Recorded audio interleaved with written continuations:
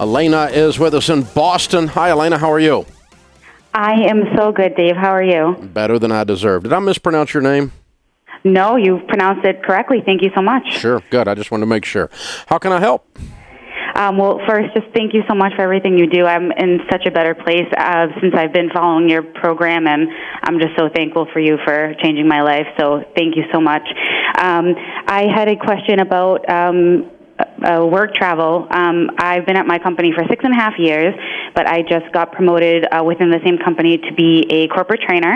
But that job requires me to pay for my own travel Really? and then get reimbursed. So I did hear, I did hear, one of your podcasts previously. Somebody else had a similar question, so I got myself a prepaid debit card. And I was planning on keeping around, maybe $2,000 or so in there. Mm-hmm. But my travel is going to be a little bit more than I expect, and I think I'm going to have to put more in there. And I'm just really nervous about having maybe more like $5,000 or $6,000 tied up, kind of always in being revolving for this travel. Yeah. So I kind of just wanted to talk to you and get your thoughts. Well, it's the nervous part is that your company wants you to do that. I mean, if you use a credit card, you have that much tied up too.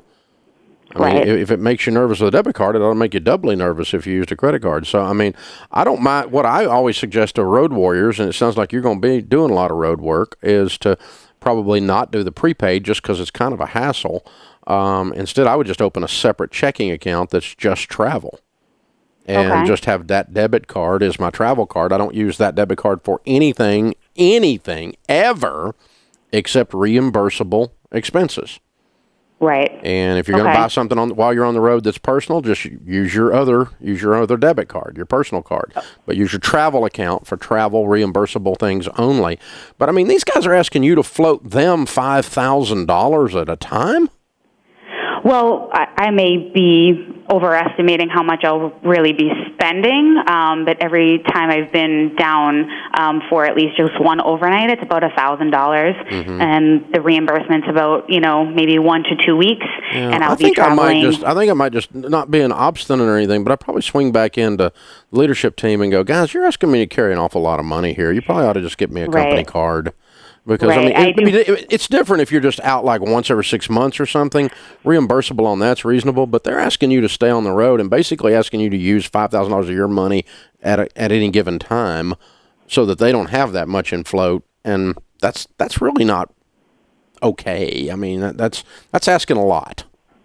No, I completely agree. I know this is the policy. It's been that way, so I do try to plan on being the person that changes that policy. So, I just don't know if they really know how. Yeah, I just think you sit down with whoever your leader is and just have a reasonable. I'm not trying to be obstinate. I'm not trying to lose my job over this, but let's just have a reasonable conversation. Like, let's just swap shoes here for a second. Why don't you walk around in my shoes and, you guys are asking me to use $5,000 of my money. This big company needs me to be their bank. It's, probably time on somebody that's that heavy a travel to relook your policy, or at least in my case, I'm just asking you to consider it, even if you don't do it company-wide.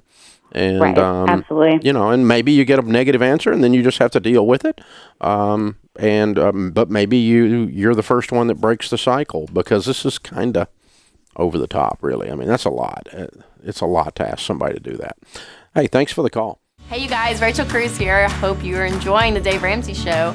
And did you know that I have my very own YouTube channel? Yes, that's right. It's kind of better than the Dave Ramsey channel. Don't tell them I said that. I'm kidding. So subscribe, and there's lots of videos about life and money. So while you're at it, if you want to check out a video, then you can check out how to do a monthly budget. It's one of the best videos out there.